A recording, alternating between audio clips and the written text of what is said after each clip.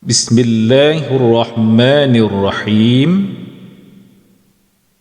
Allahumma aftah alaina hikmataka wanshur alaina min khazaini rahmatika ya arhamar rahimin. Ya Allah, bukakanlah ke atas kami hikmahmu dan limpahilah ke atas kami khazanah rahmatmu. Wahai Tuhan yang maha pemurah lagi maha penyayang. Amin ya rabbal alamin.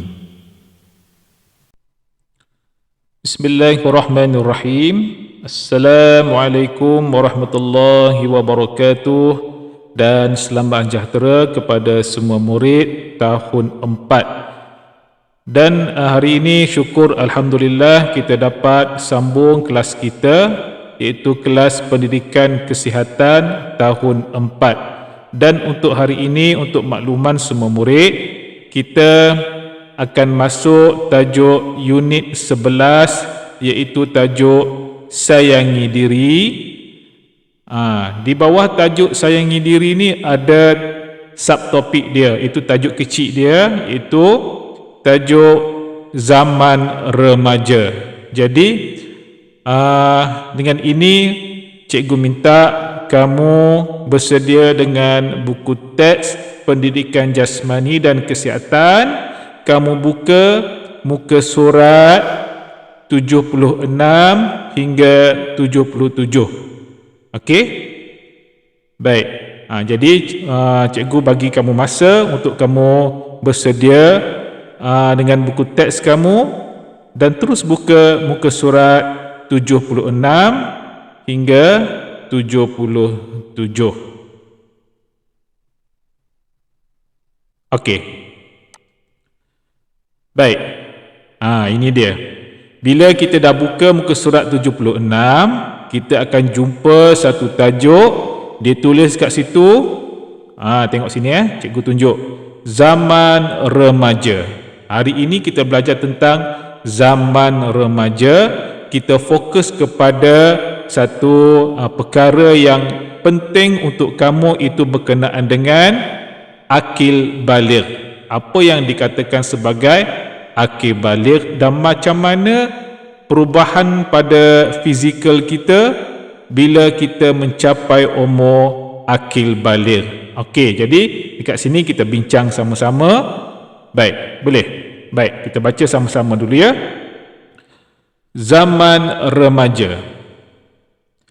Ammar dan Maria telah mencapai akil baligh. Okey, kita tengok gambar lebah kat situ. Dia tanya kita, apakah akil baligh? Apakah yang dikatakan sebagai akil baligh? Okey, saya rasa setengah daripada kawan kita memang dah tahu apa maksud akil baligh, kan? Okey, tak apa, kita bincang sama-sama. Yang dah tahu, alhamdulillah. Yang tak tahu lagi, hari ini kamu akan tahulah apa yang dikatakan sebagai akil baligh. Okey, kita baca Ini gambar cikgu dia. Pakai tie lagi, baju warna oranye. Okey, kita baca Akil baligh ialah peringkat kematangan anggota seksual dan sistem reproduktif seseorang. Tanda akil baligh bagi lelaki ialah ihtilam, manakala perempuan ialah minarki. Apabila seseorang mencapai akil baligh, beberapa perubahan fizikal akan berlaku pada dirinya.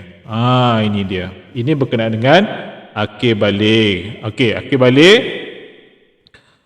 Akil baligh ni berlaku ialah peringkat kematangan anggota seksual dan sistem reproduktif seseorang.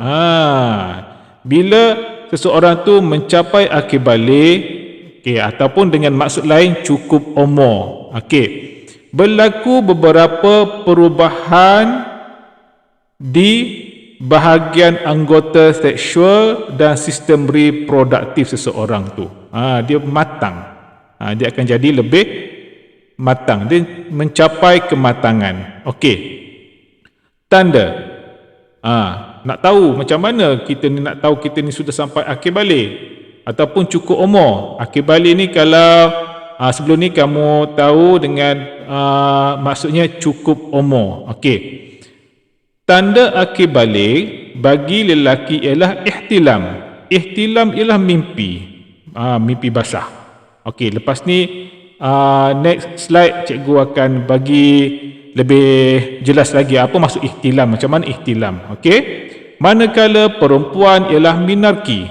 Apa dia pula minarki? Minarki ni ialah mencapai haid yang pertama. Okey. Apabila seseorang mencapai akhir balik ataupun cukup umur, beberapa perubahan fizikal akan berlaku pada dirinya. Berubah. Kalau kita dulu kan kita baby, kanak-kanak kan, berubah. Kanak-kanak, umur daripada kanak-kanak nak berubah jadi remaja itu akan berlaku perubahan fizikal pada tubuh badan kita lah. Okey, setakat ni cikgu harap kamu boleh faham apa itu akil balik. Okey, seterusnya kita tengok akil balik bagi lelaki. Macam mana perubahan fizikal bagi seorang lelaki bila dia mencapai akil balik ataupun cukup umur. Okey, kita tengok satu persatu. Akil balik bagi lelaki, dia ni akan berlaku sekitar umur 9 hingga 16 tahun.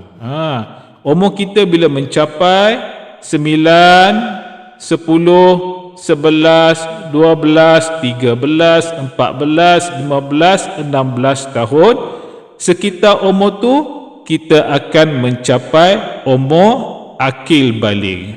Pada kawan-kawan kita, umur dia baru 9 tahun dah akil balik. Masuk 10 tahun dah akil balik kan. Kadang-kadang berlaku kita umur dah 12 belum sampai akil balik. Ada juga dia antara umur kita masuk 9 hingga 16 tahun. Dalam lingkungan umur tu seorang lelaki akan mencapai akil balik. Okey, boleh faham Alhamdulillah. Baik, kita tengok ihtilam. Cikgu cakap tadi ihtilam. Ihtilam ialah mimpi basah namanya. Okey, kita tengok dia ada seorang murid ni, dia tanya cikgu dia, adakah benar ihtilam berlaku kerana saya berpenyakit? Ada juga orang cerita kan, ada yang cerita bahawa ihtilam ini berlaku kerana ada penyakit. Betul ke tak? Okey, baik, kita tengok cikgu dia jawab apa kat sini. Cikgu dia jawab itu tidak benar. Tak benar pun. Itu tidak benar, Amma. Itu hanyalah mitos. Mitos ni ada perkara-perkara yang tidak betul. Okey, kepercayaan yang tidak betul. Okey. Ihtilam menandakan kamu telah memasuki alam remaja. Kamu kan kanak-kanak lagi lah. Bila dah dapat mimpi basah tu, kamu bukan kanak-kanak lagi dah. Kamu dah masuk ke alam remaja. Okey, dekat bawah sini ada sikit informasi. Dia bagi dua perkataan. Pertama, perkataan ihtilam. Yang kedua, perkataan minarki.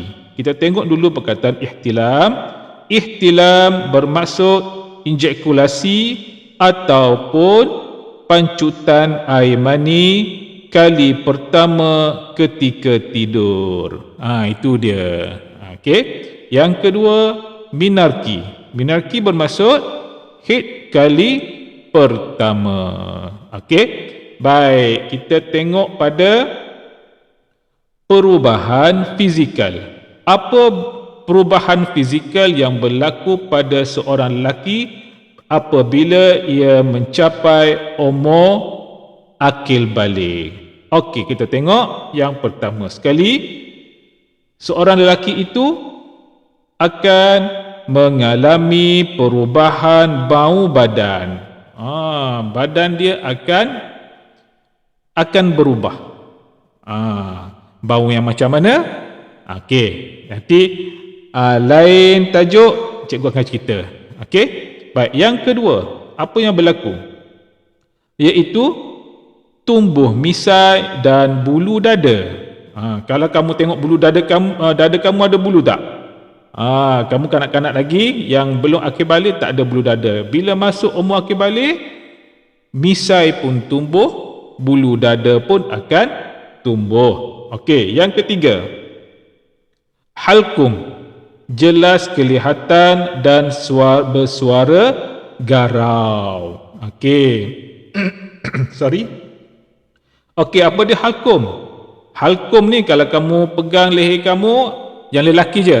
Halkum, lelaki. Kalau kamu pegang di tengah-tengah leher kamu kat depan tu, ada satu macam bonggol kat situ. Itulah nama dia halkum. Orang yang akil balik halkum dia akan lebih jelas kelihatan dan suara dia akan bertukar jadi lebih garau. Garau macam suara cikgu lah. Cikgu dah akil balik dah. Cikgu dah masuk alam dewasa. Okey. Dulu suara cikgu tak macam ni. Okey, sekarang cikgu dah dewasa, cikgu dah akil balik, mana suara cikgu pun akan jadi garau. Garau tu macam ni lah yang kamu dengar sekarang ni. Okey.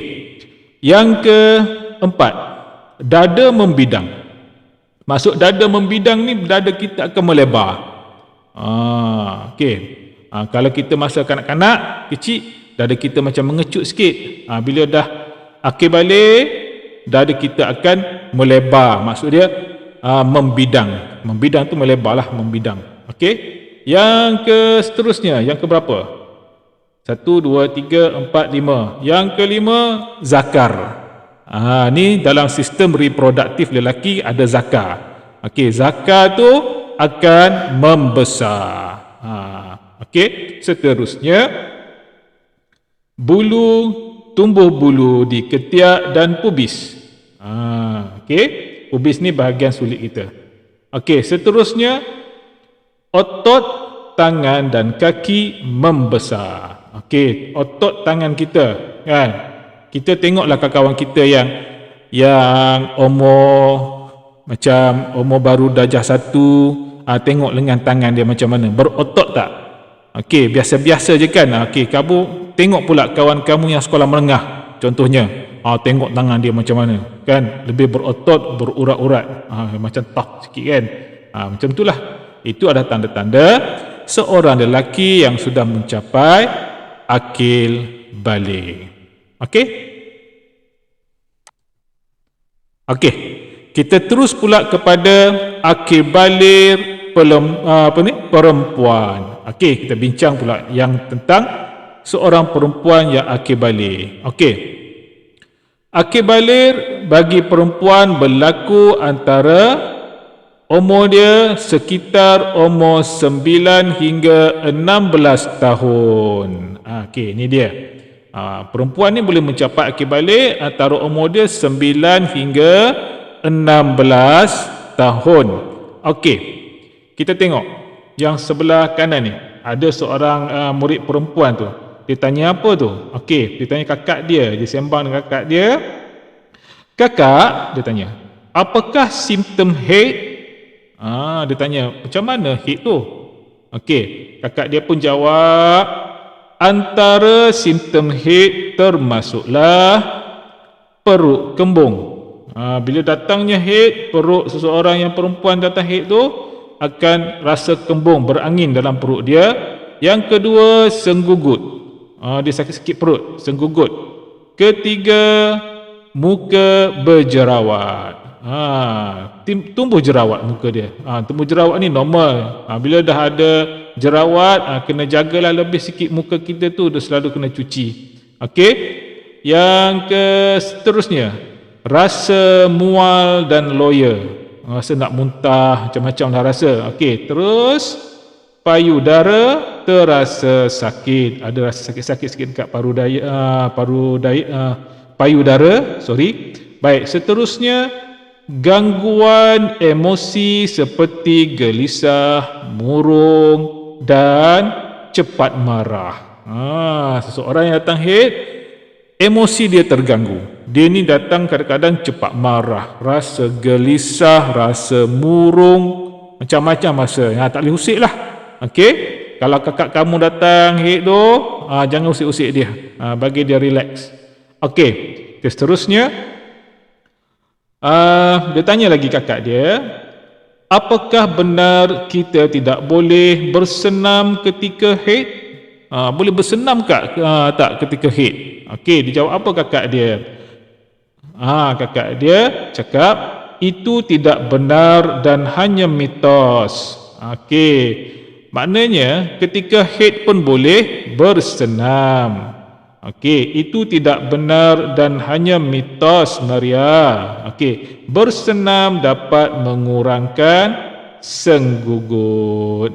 Itu cerita tentang simptom haid. Baik, sekarang kita cerita pula tentang perubahan fizikal yang berlaku pada seseorang perempuan itu bila mencapai umur akil balik. Okey, yang pertama sekali, muka dia, jerawat mungkin tumbuh di muka. Mula tumbuh jerawat bila dah mencapai umur akil balik. Kalau tengok baby, mana ada jerawat kan? Sebab baby belum akil balik. Okey, seterusnya mengalami perubahan bau badan. Nanti lain tajuk nanti Ustaz cerita bau badan yang macam mana tu. Okey. Seterusnya suara bertukar lunak. Suara tu lebih lunak, lebih sedap, berlemak. Okey. Baik. Lepas tu payudara membesar. Ada perubahan dekat payudara. Kemudian seterusnya punggung jadi lebih melebar. Keadaan dia. Lepas tu yang seterusnya tumbuh bulu di ketiak dan pubis. Dia ada pertumbuhan bulu di bahagian ketiak dan pubis. Dan akhir sekali otot tangan dan kaki membesar. Ada bezalah. Maknanya kalau kanak-kanak perempuan itu otot bahagian tangan dan kaki dia biasa-biasa je. Bila dah masuk umur akil balik, dia akan ada perubahan di bahagian otot, muscle. Okey, tangan dan kaki akan lebih membesar. Okey, baik. Untuk maklumat tambahan kamulah, kalau kamu ada masa, kamu masuk dalam laman web ni myhealth.gov.my/tubuh-anda.com. Macam tu. Dalam web ni memang banyak maklumat tentang kesihatan, ilmu-ilmu kesihatan. Cikgu selalu tengok web ni. Bagus. Dia gunakan bahasa yang cukup mudah untuk senang kita cari maklumat semua. Okey. Next, seterusnya. Okey, di sini ada informasi. Okey. Tempoh kedatangan haid adalah berbeza-beza antara individu. Secara umumnya, haid berlaku selama 3 hingga 7 hari. Okey, ini adalah informasi untuk pengetahuan kamu tentang tempoh kedatangan haid. Ingat ya, satu pesan cikgu, haid hanya berlaku pada orang perempuan sahaja. Lelaki tak terlibat dengan haid. Walaupun tak terlibat dengan haid, orang lelaki kena mesti ambil tahu. Okey, seterusnya. Sini ada permasalahan dekat sini. Disuruh kita selesaikan masalah dia. Okey, cerita dia macam ni. Rakan kamu didatangi haid di sekolah. Kawan kita datang sekolah, haid berlaku. Kan? Okey, jadi dia berasa malu kerana bajunya ada kesan tumpukan darah haid. Bagaimanakah kamu membantu rakan kamu itu? Cerita dia, ada kawan kita datang sekolah, tiba-tiba haid dia datang, keluar darah. Ada kesan tumpukan darah di kain dia ke, di baju dia ke. Jadi kawan kita ni rasa malulah, kan? Ada darah kat situ, dia takut orang nampak nanti. Jadi kita sebagai kawan dia, macam mana kita nak bantu dia? Macam mana? Benda ni berlaku dekat sekolah. Okey. Salah satunya caranya, kamu hubungi cikgu, terutamanya cikgu perempuan. Nanti cikgu tu akan ambil tindakan yang sepatutnya. Apa nak buat dekat kawan-kawan kamu. Okey.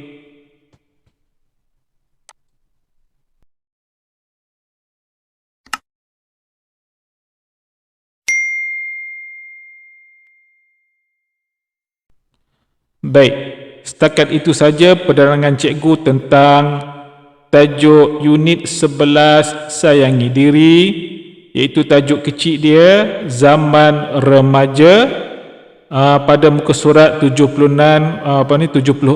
hingga 77 tadi. Baik, untuk tugasan kamu pada hari ini, cikgu tinggalkan kamu dengan satu tugasan, iaitu kamu selesaikan permasalahan yang kita baca tadi tentang kawan kita yang kedatangan haid di sekolah tadi. Saya nak kamu selesaikan masalah kawan kita itu, kamu ceritakan macam mana kamu nak selesaikan masalah tersebut. Itu saja. Jadi, dan yang kedua, cikgu tinggalkan kamu dengan satu kuis.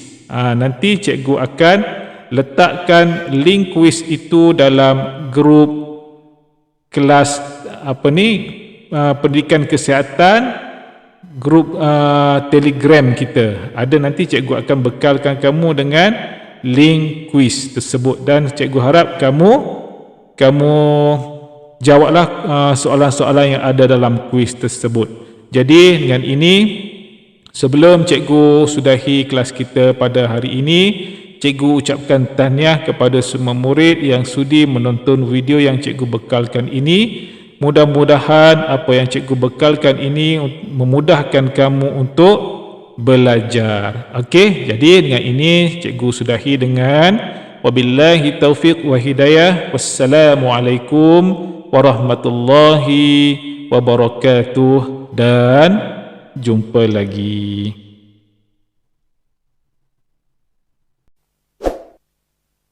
Okey, jangan lupa subscribe channel cikgu untuk memudahkan kamu mengikuti kelas-kelas saya pada masa-masa yang akan datang. Okey, terima kasih. Jumpa lagi. Bye-bye.